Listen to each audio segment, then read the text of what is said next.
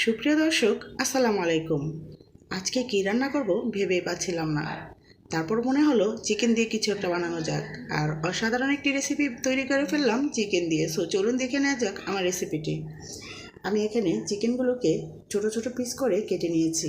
এবার এর মধ্যে দিয়ে দিলাম আদা রসুন বাটা, দিয়ে দিলাম হলুদ এবং মরিচের গুঁড়ো 1 চামচ করে, দিয়ে দিচ্ছি জিরের পাউডার 1/2 চামচের চেয়েও কম। এবার এগুলোকে খুব ভালো করে মাখিয়ে নিচ্ছি। আর মাখানোর সময় কিন্তু লবণ দিয়ে মাখিয়ে নিতে হবে। মাখানো হয়ে গেছে। এবার চুলায় একটি প্যান বসিয়ে তেল গরম করে তার মধ্যে চিকেনগুলো ভেজে নিচ্ছি। ফ্লেমটা মিডিয়াম টু লো হিটে রেখে তারপর কিন্তু চিকেনগুলো ভেজে নিব। আর চিকেনগুলো খুবই মচমচে করেই ভেজে নিতে হবে। এক পিঠ যখন ভালো করে ভাজা হয়ে যাবে, উল্টিয়ে আরেক পিঠ ভেজে নিব।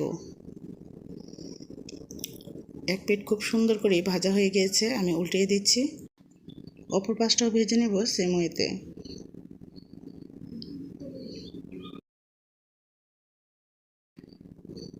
দেখতে পাচ্ছেন যে কতটা সুন্দর হয়েছে দেখতে কালারটা, আর ভাজাটাও কিন্তু খুব মচমচে হয়েছে। এখন উঠিয়ে নিচ্ছি এক এক করে।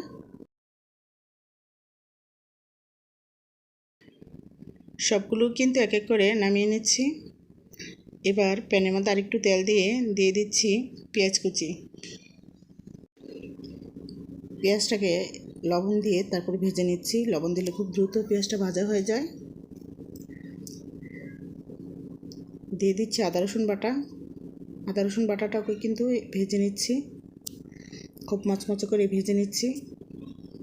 তারপর দিয়ে দিচ্ছি 1 চামচ মরিচের গুঁড়ো, আর দিয়ে দিচ্ছি 1 চামচ হলুদের গুঁড়ো। এবার সামান্য পানি দিয়ে তারপর কিন্তু আরও কিছু মশলা এখানে অ্যাড করব।